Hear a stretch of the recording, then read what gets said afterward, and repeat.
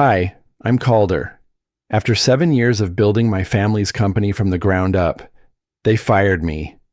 My mother stared me dead in the eye and said, "You were always the weak link." My father? He didn't say a word. By sunset, I was scrubbing bird droppings off windshields for tips when a stranger walked up and said, "You don't know what you still own, do you?" He handed me a number, 2.7 billion, and that's when I realized they didn't just steal my seat at the table, they tried to erase my name from the deed. But what they forgot is that the quiet ones, we remember everything. What would you do if your own family buried you alive and left the shovel in your hand? The ballroom buzzed with soft jazz and clinking glasses. I stepped inside, tugging slightly at the sleeves of my blazer, the one I'd worn to every company dinner since we opened our doors 7 years ago. Back then, there were 5 of us cramped in a shared workspace. Now there were hundreds who knew my face, fewer who remembered my name. Spotlights danced over linen-covered tables set in concentric circles, each with place cards bearing names written in golden cursive. Near the center sat the Vance family table, wrapped in candlelight and applause. My brother-in-law Preston laughed at something the CFO said. My sister held her wine glass like she owned the vineyard. My parents, Lucinda and Malcolm, sat at either end like bookends, stoic, polished, indifferent. I approached. "Good evening," I said, managing a small nod. Lucinda didn't look up. She gestured toward the back. "You don't mind standing, do you?" I scanned the table. 12 chairs, 11 cards. My name wasn't one of them. No seat, no name, no place. I whispered to myself. A few feet away, near the catering doors, a highboy table stood unattended. I made my way there, passing a waiter carrying a tray of shrimp cocktail. He didn't see me. Most people didn't. I could still hear Lucinda's voice carry across the room, polished and loud for effect. "We're so proud of the progress this year. Preston has truly elevated the sales division, and Evelyn's work in brand partnerships has been phenomenal." The applause came easy, familiar, like it was rehearsed. No mention of me. Nothing about the development team I'd led, the hours I'd spent revamping the internal software, or the fact that the automation system launched last quarter had saved the company over $800,000. I looked down at the presentation notes I'd printed, the ones I'd hoped to hand to Dad tonight, clean bullet points, a projection graph, and a mock-up of the new platform, all tucked neatly into a manila folder. It was then that Preston raised his glass. "To family legacy and resilience," he smiled. Everyone cheered. I smiled too, but it was the kind you wear when you've forgotten how real ones feel. Then it hit me. Today, or July 12th, my birthday. Even the calendar had stopped noticing me. The tray of drinks passed again. I grabbed a glass of water. The ice clinked sharply. I took a slow sip, letting the cold settle against the back of my throat. A young waiter approached, holding a silver carafe of coffee. I waved him off too late. He bumped the table edge. The coffee spilled right over my folder. Black ink bled across the graphs.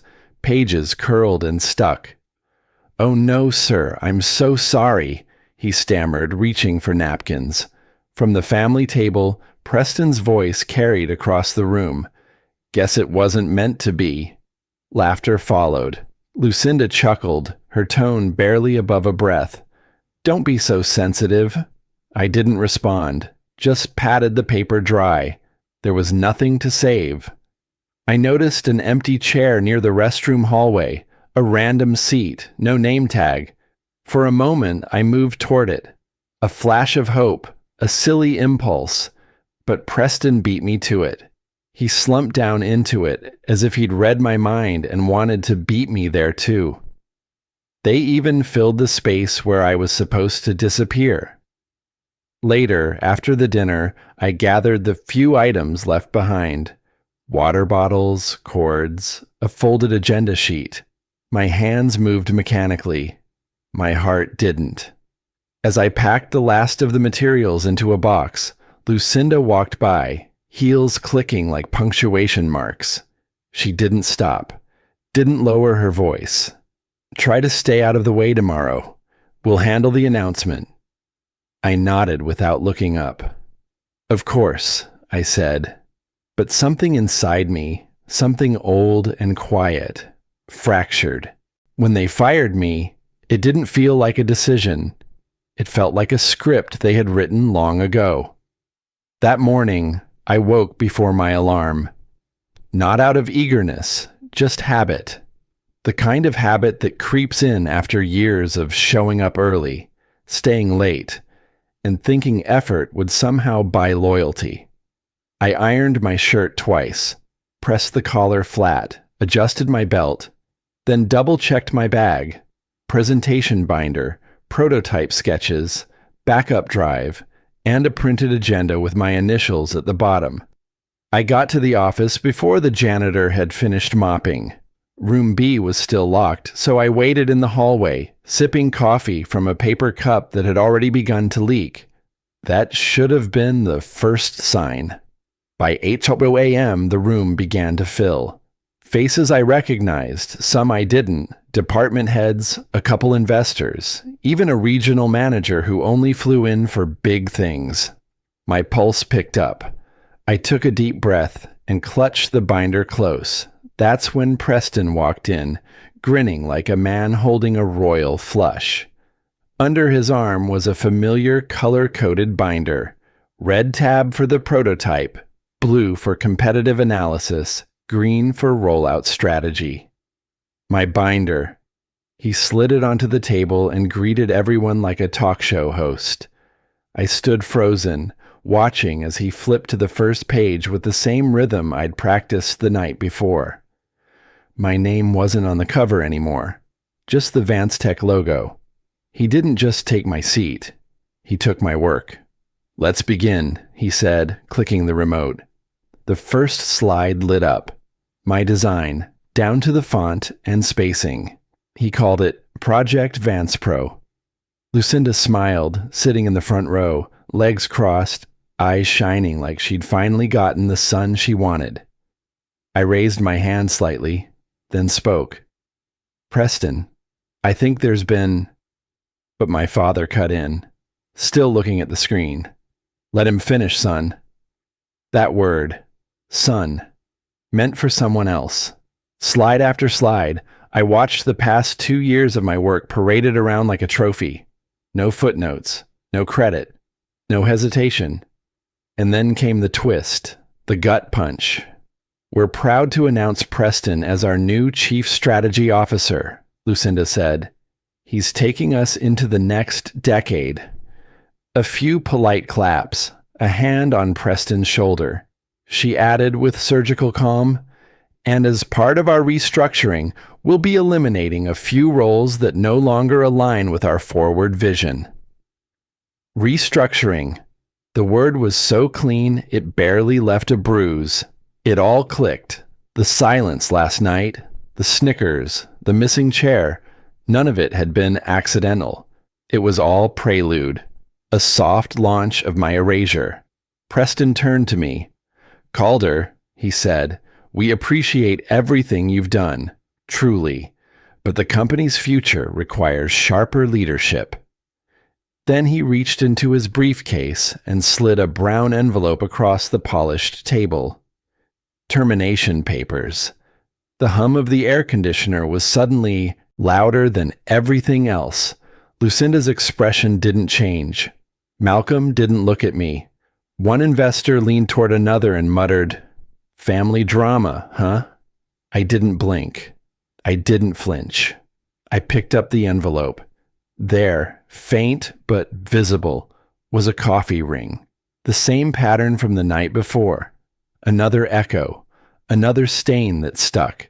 7 years of my life, erased in 7 words. I opened the envelope, signed without asking questions. No one asked if I had anything to say, so I looked straight at Preston and said, evenly, "You might have the company, but you'll never own the work." He blinked. For the first time that morning, he didn't know what to say. I turned, placed the pen down gently, and walked out. No dramatics. No slammed doors. Outside, the Texas sun slapped me across the face, the kind of heat that made you squint and swallow whatever pride was still left. I didn't go home. I drove around until I ended up in a parking lot behind a car wash, just sitting in silence. That night, while microwaving dinner, my phone buzzed. A message from Preston. "Enjoy being useless." I stared at it, thumb hovering over delete. Instead, I typed back, "Enjoy thinking this is over." But I didn't send it. Not yet. By morning, my name was erased from the company website. By night, I was erasing theirs from my heart. The days that followed moved like molasses. I kept my phone on silent, stopped checking my email, stopped waiting. I burned through my savings faster than I thought I would, and pride only lasts as long as the rent's paid. So when a friend of a friend said there was a job open at a car wash off Ben White Boulevard, I took it. No interviews, no questions, just a time card and a bucket. 3 weeks later, I was scrubbing dried mud off the side of a lifted pickup, sweat clinging to my back under the Texas sun. The spray from the pressure washer hissed like static, drowning out the world. Silence used to feel like being invisible, like nobody saw me. Now it felt like starting over. Clean, but heavy. When you scrub away someone else's dirt long enough, you start wondering if you're cleaning theirs or your own. There's a rhythm to the job. Hose, soap, scrub, rinse, repeat. No suits, no boardrooms, no one asking for quarterly projections. Just tires spinning over wet pavement and country music bleeding from a speaker by the cash register. Sometimes I'd catch myself thinking about the office, the sharp scent of fresh toner, the way the conference table gleamed under LED lights, how I'd organize my desk just so. Now I had a milk crate for my things and a plastic lunchbox. The contrast wasn't poetic. It was insulting. Every now and then, I'd spot someone from the old world, a former supplier, a former colleague. They'd pull up in black Escalades or electric sedans, windows up, eyes forward. Some recognized me but pretended not to. Others gave a polite nod, like we'd once shared a flight instead of 7 years of blood, code, and contracts. Then, one Wednesday, a black Mercedes rolled in. I knew the car before I saw the face. Mr. Alden.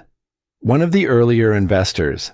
The type who always shook with both hands and wore suspenders like they were a uniform.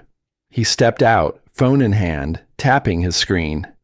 "Morning," I said, towel slung over my shoulder. He looked up. For a second, nothing registered. Then something flickered. "Calder Vance?" I nodded. He blinked. "I thought you'd be somewhere else." "Me too," I said. He didn't respond. Just got back in the car and rolled up his window. But that silence spoke louder than anything he could have said. Respect doesn't vanish. It just dims until people forget they ever had it for you. Later that day, during the afternoon rush, I was rinsing a truck when my phone buzzed in my pocket. I left the water running for a second and checked it. Group message, Preston, probably meant to leave me off the thread. "He's washing cars now. Guess weak links belong with grease." Attached was a photo. Me, standing in uniform, mid-wipe, staring down like a man who'd misplaced his soul. I stood there, drenched from the knees down, phone screen wet, hand trembling slightly, not from anger, just from the ache of recognition. They hadn't just moved on. They were laughing while doing it. I didn't reply. I didn't even leave the group, just powered the phone off and dropped it in my locker. Back at the drying station, I reached for the key ring. A dozen customer keys clanged against each other. That sound used to signal access, opportunity, trust. Now it just echoed. At least they still trust me with something, I muttered. And weirdly, that mattered. It started raining around 6. The kind of soft drizzle that didn't clear heat, just added weight to the air.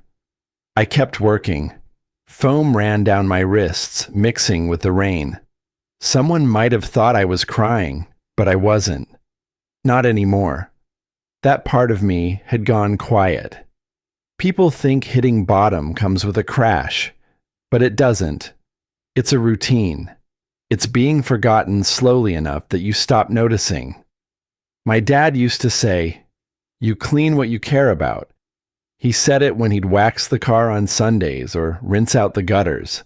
Now I wonder what he cleans these days, if anything. At closing, I stayed behind to stack buckets, check soap levels, and mop the floor.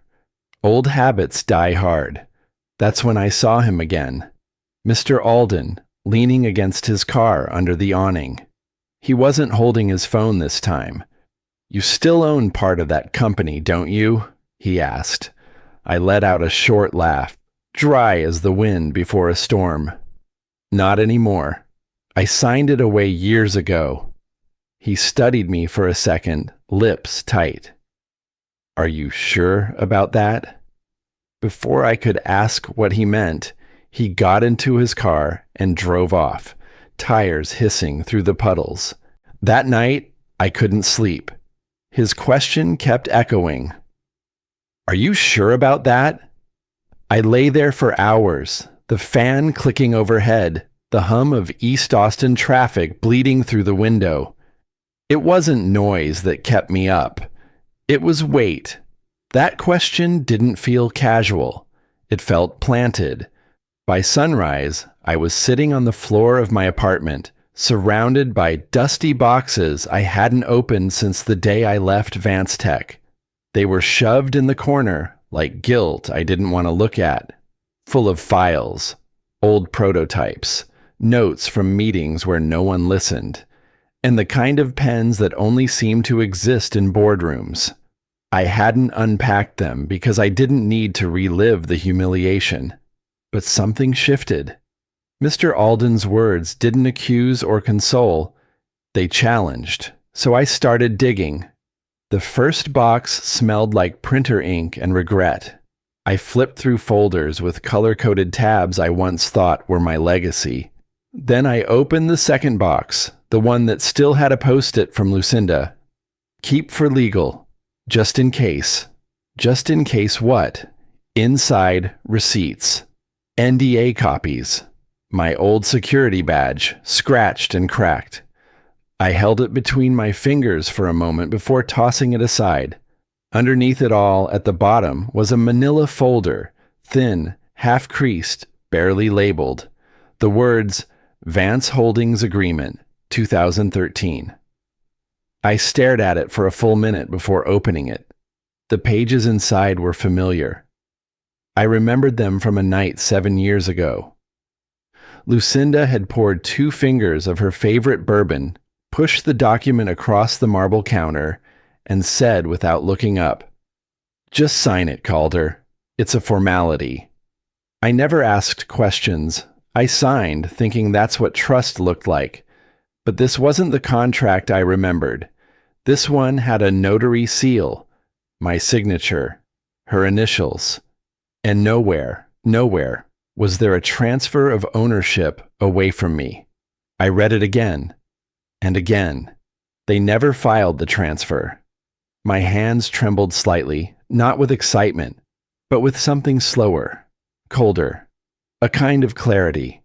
They'd erased me in public, but the paper trail said otherwise. I whispered to the room, They never filed it. No one answered. Just the creak of the ceiling fan and the faint buzz of the fridge. I picked up my phone and called Mr. Alden. It rang longer than I liked, then picked up. "Calder," he said, voice low. "Didn't expect to hear from you." "I need you to check something," I said. "Company records, ownership filings, my shares. Can you see if—" He interrupted before I finished. "Hold on." A few keyboard clicks. Silence. Then, "Calder, those shares are still legally under your name." I didn't reply. I couldn't. I let the phone slide from my hand onto the couch. It thudded softly against the cushion. I sat there, breathing slow, heart thudding like it had just remembered how. No shouting, no celebration, just a quiet, knowing. I looked over at the small table near the kitchen. My car wash keys sat there. Same hook every night. Same sound when I dropped them after work. That day, they looked different. Dull metal, plastic tags, symbols of a life I didn't want, but had taken because I thought it was all I had left. Next to them now sat something else. The folder. The proof. Maybe the keys were never about cars. Maybe they were about responsibility. About what people hand you when they believe you'll return it better than you found it. I looked at both, the keys and the contract, and I started to feel it.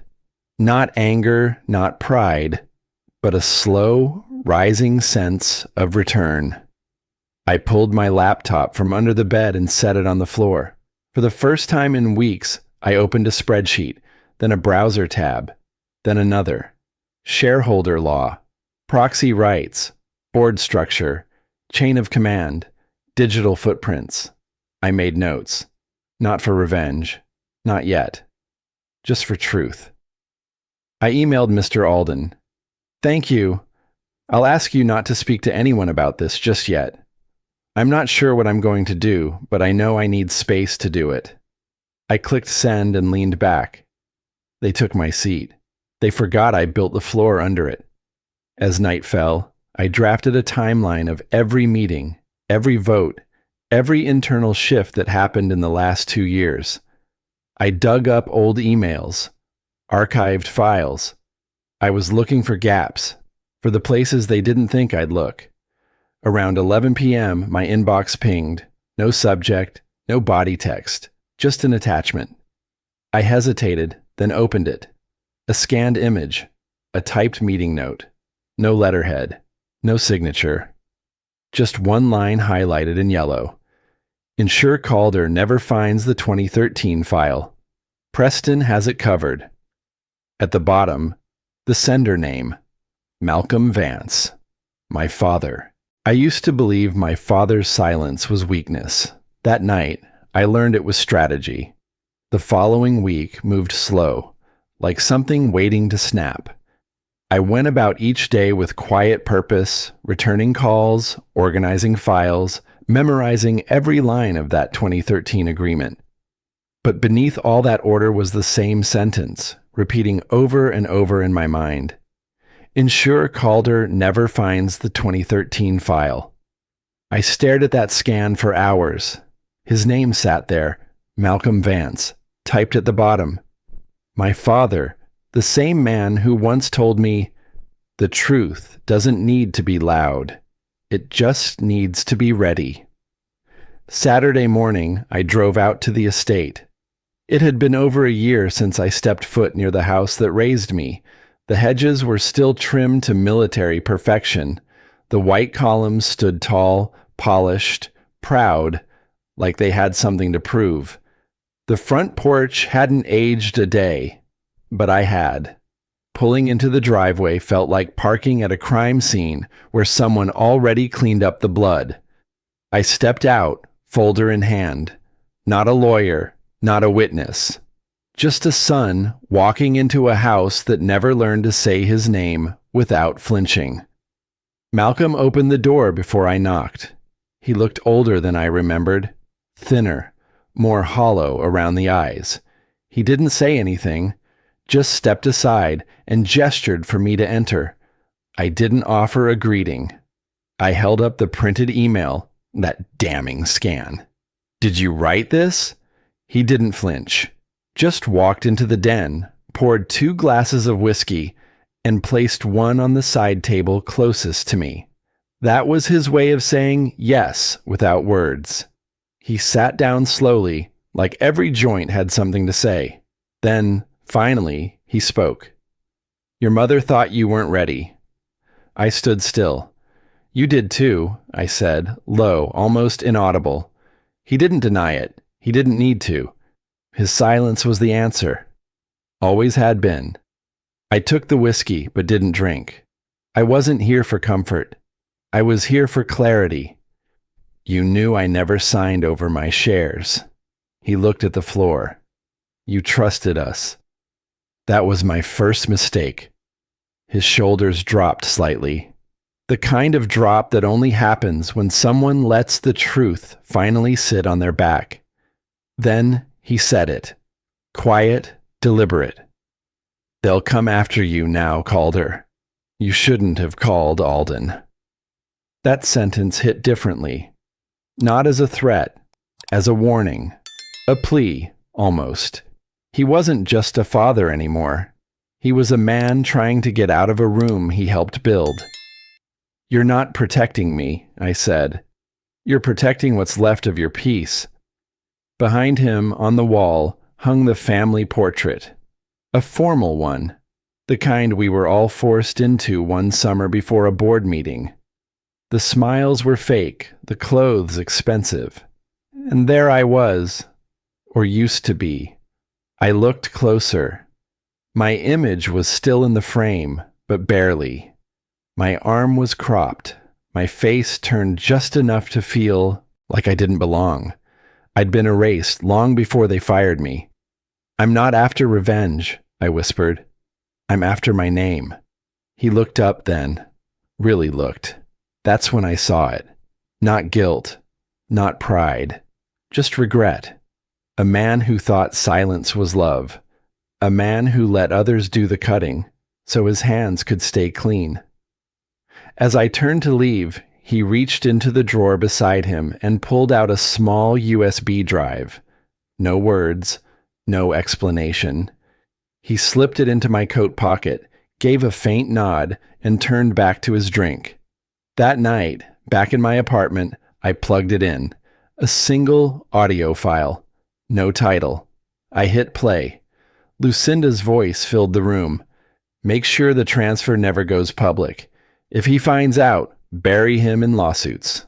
Preston's voice followed, smug, familiar. "Already working on it." Then, "Malcolm. He'll forgive you. He always does." I paused the recording, stared at the screen. My hands were steady. My breath wasn't. That line, "He always does," sliced deeper than anything Preston had ever said. They'd counted on my forgiveness, my loyalty, my silence, but they hadn't counted on my patience running out. There's a kind of peace that comes when you stop needing an apology. It's not healing. It's detachment. I spent the next 2 hours drafting emails to lawyers I trusted, not the families, mine. I encrypted files, made backups, documented timelines. If this was going to war, I wasn't walking in unarmed. Just before midnight, a message came through. No name, just a number I didn't recognize. "Stop digging, or we'll make sure you never see daylight again." The sender? Preston Vale. I read it once, twice. Then, for the first time since they stripped everything from me, I smirked. "Good," I murmured. "That means I'm close."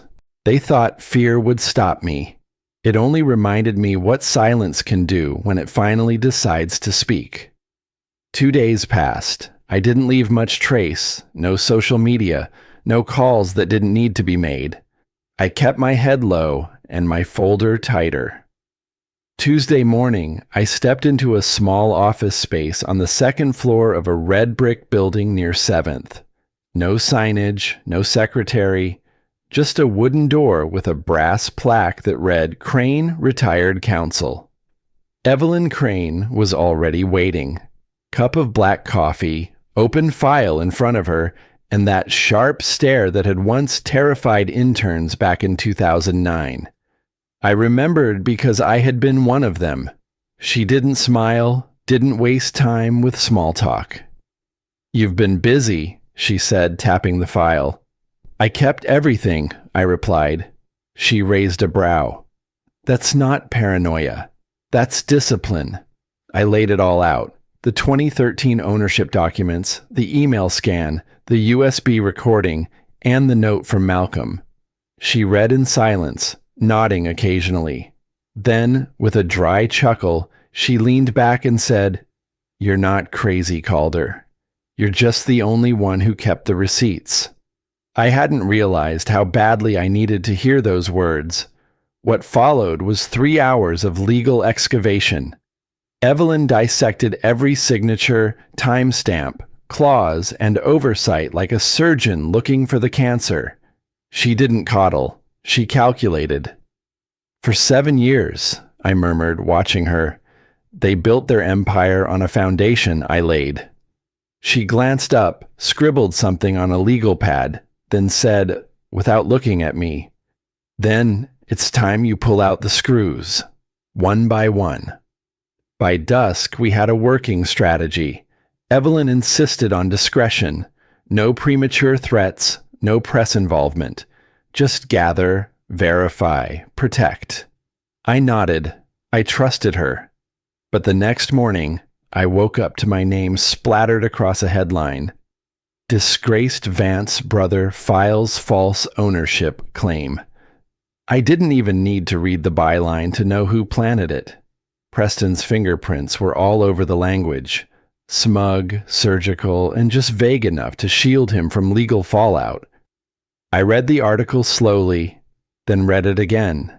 My hands didn't shake, but my breath caught once, when I saw the comment thread filled with strangers calling me desperate, bitter, a failure. So this was their plan. Bury me again, but this time in public opinion. That afternoon, Evelyn's text came in. "Don't respond. We stay the course." Later that evening, Lucinda's number lit up my phone. I stared at it. For a moment, I considered ignoring it, but then I thought, maybe it was time to stop avoiding the war they started. So I answered. "I think it's time we had a private conversation," she said. "Dinner. Tomorrow." Evelyn told me not to go. "They won't give you peace, Calder. Just more poison dressed as forgiveness." "I'm not going for peace," I replied. The next evening, I walked you through the same double doors I once ran through as a child. The Vance dining room hadn't changed. Same chandelier, same long table, same cold. Lucinda sat at the head, alone, dressed in soft beige, with her wedding ring gleaming under the candlelight. There was food, untouched. She gestured to the seat on her left. It was the same seat that had been taken during my last dinner here. This time, it sat empty. I didn't move toward it. She broke the silence. "I raised you better than this, Calder." I looked straight at her. "No, you trained me not to speak. That's not the same thing." Her fork paused, her eyes flickered. Then, nothing. Just silence. The kind that no longer scared me. After dinner, I left without another word. I walked down 5th Street, past the diner I used to eat at when I still believed in family business meetings. I stopped in, ordered coffee, opened my laptop. Back home, I finalized the files. Audio, contracts, email scans, every dotted line. I uploaded them securely and sent them, not to the press, not to a blog, but directly to Preston's main investor, and to the Texas Business Ethics Board. I didn't want chaos. I wanted clarity. "I don't need to destroy you," I whispered. "I just need the truth to breathe." At 1:12 a.m., Preston struck back. A courier arrived at my door with a thick envelope. Inside, official notice. Lawsuit for defamation and theft of trade secrets. A smear campaign had begun. Media headlines now spun me as unstable, vindictive, desperate for attention.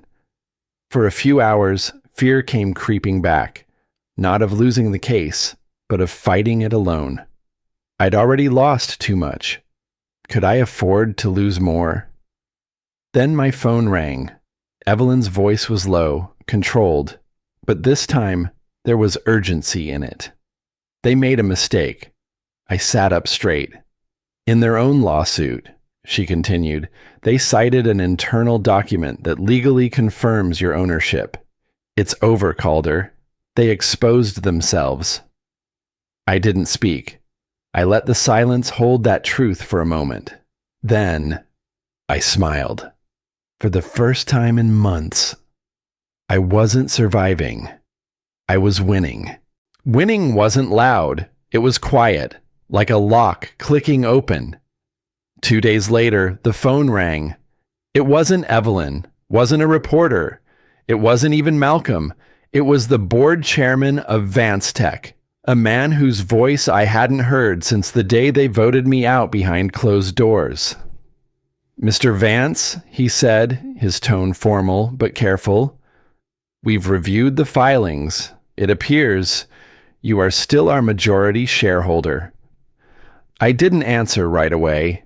I just sat there, phone pressed to my ear, staring out the window where sunlight cut sharp across the floor. It was the same light I'd once watched from my corner office before they took the walls around it. They buried me in paperwork, I murmured. They forgot paper can resurrect too.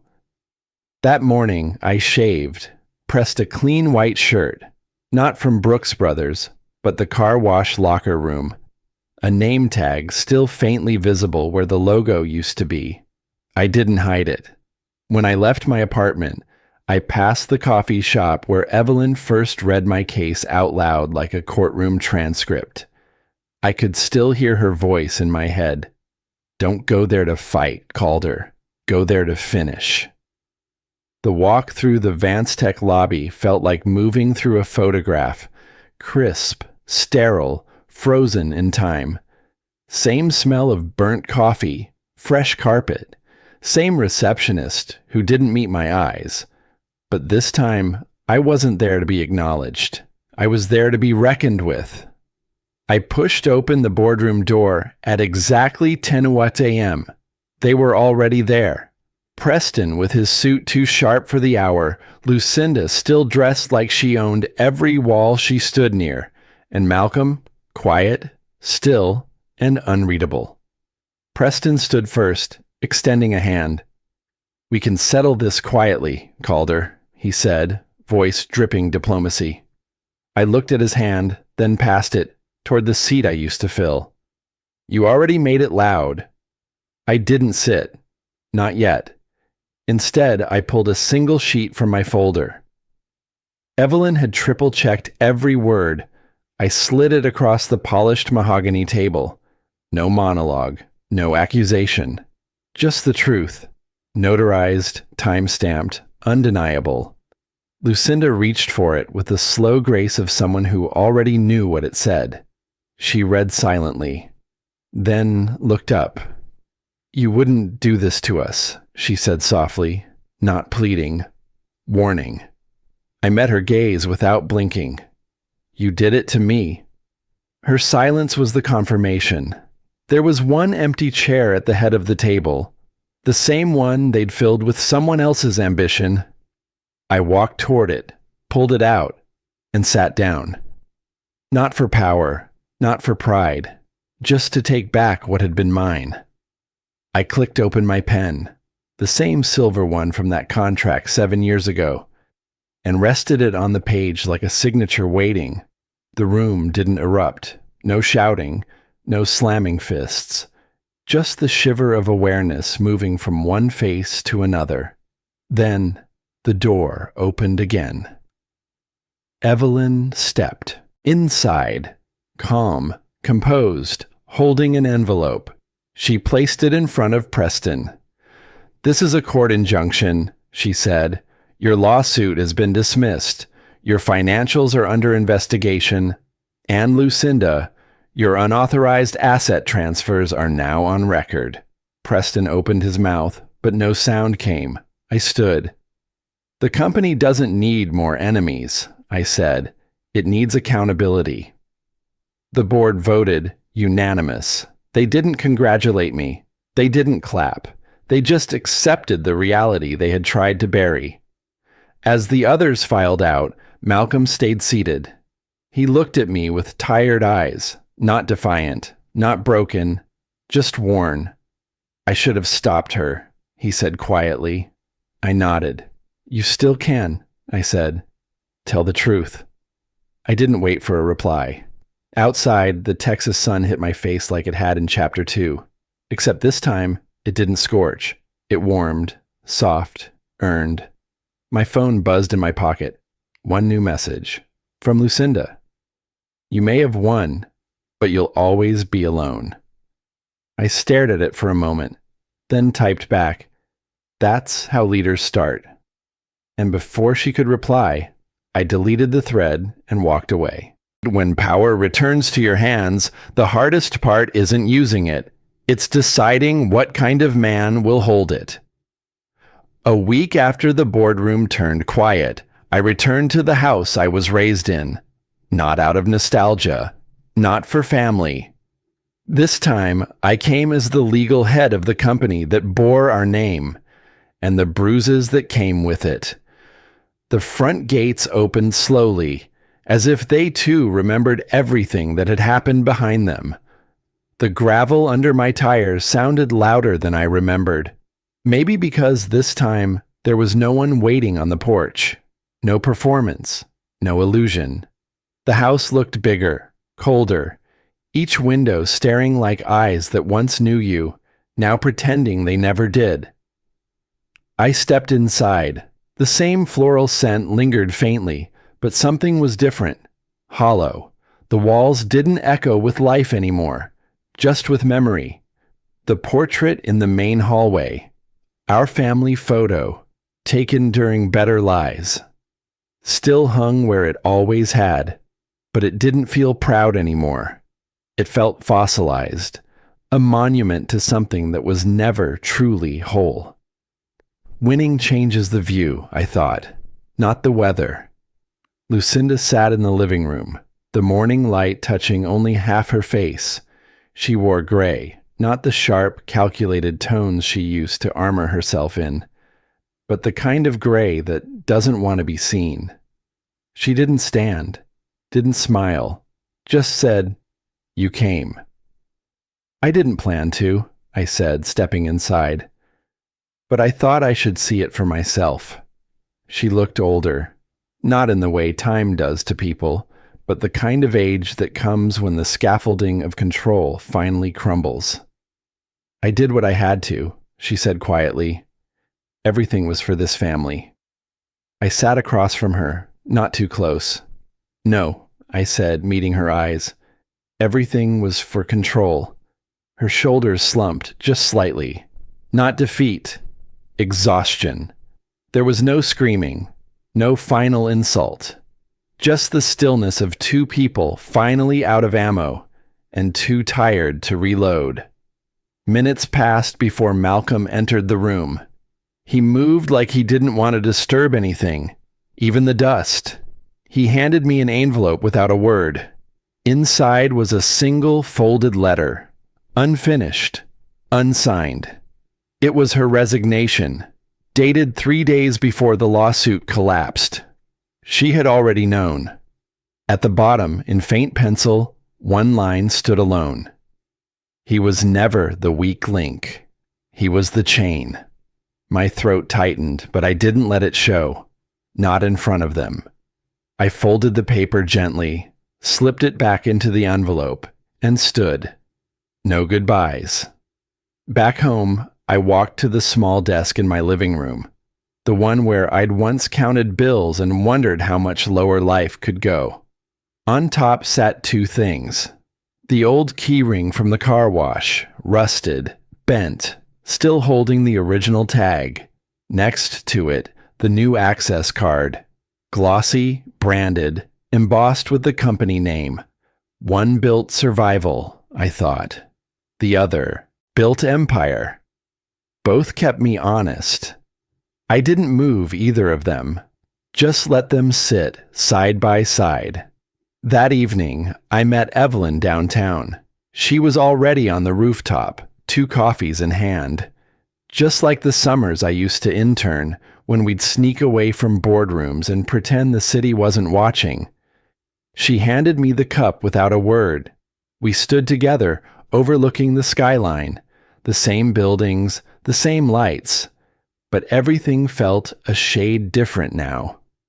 "So," she said, "what's next?" I took a sip, let the warmth settle. "To build something I don't have to share with ghosts."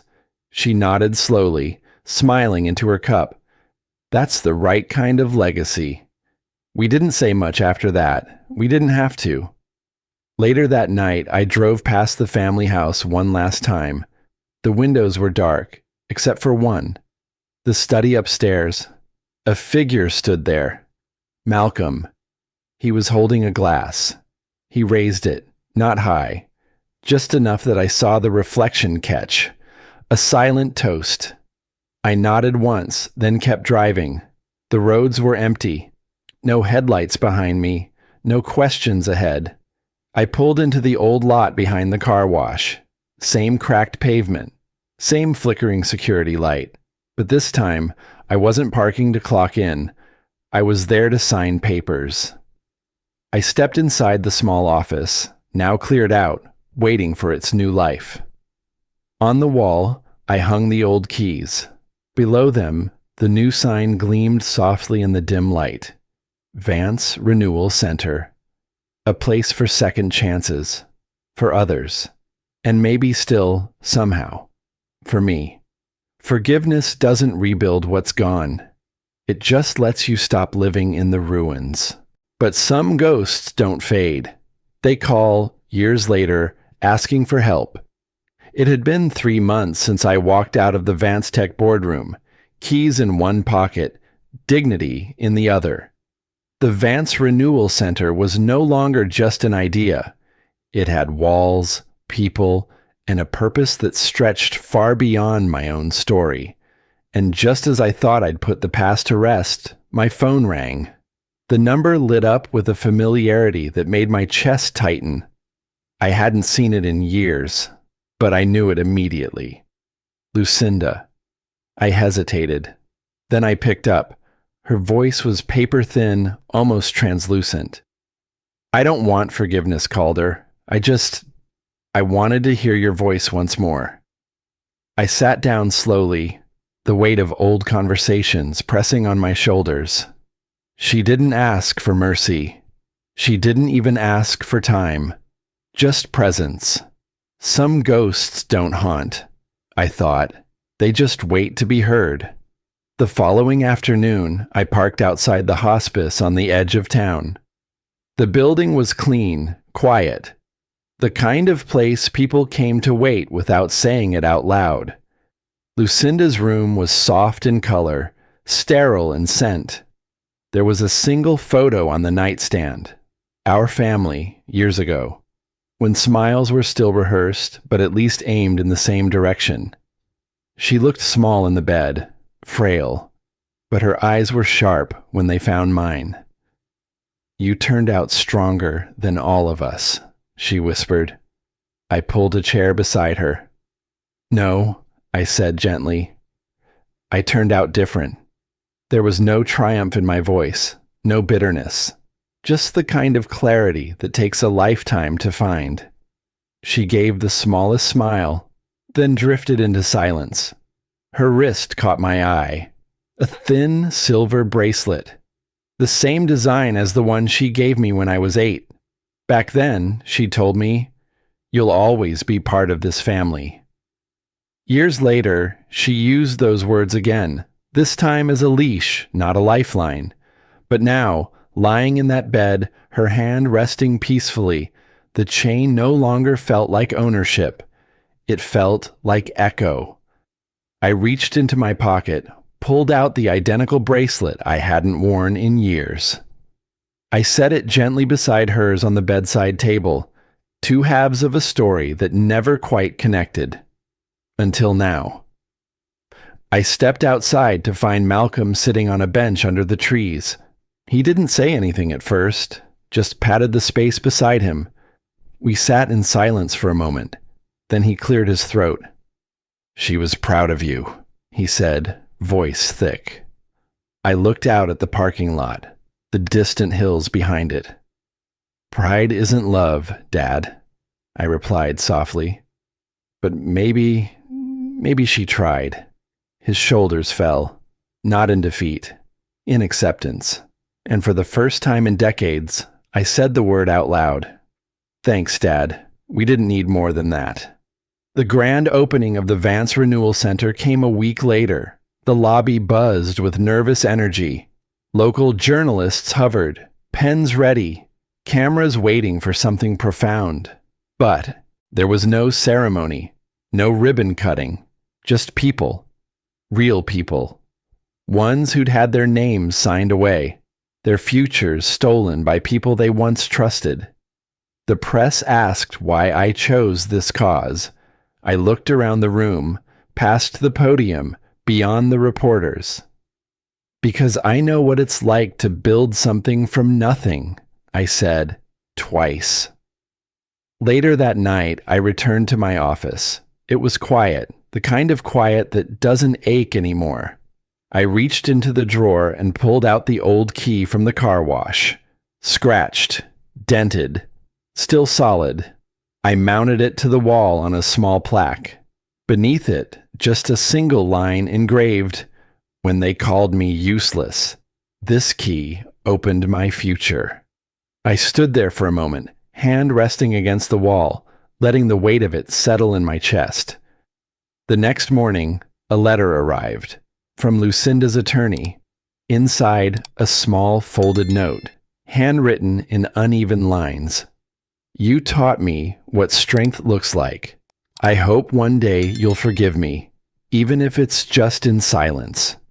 I held it longer than I should have, then folded it carefully and placed it in my desk drawer next to the bracelet.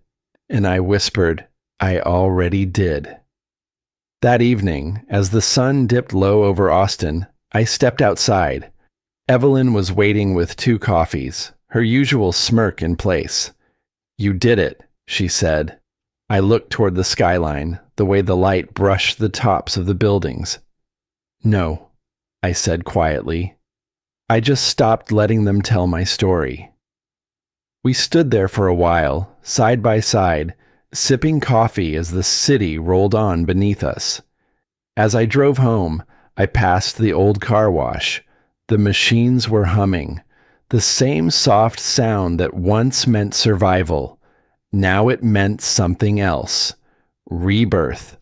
Sometimes life gives you everything only after you've lost what you thought you needed most.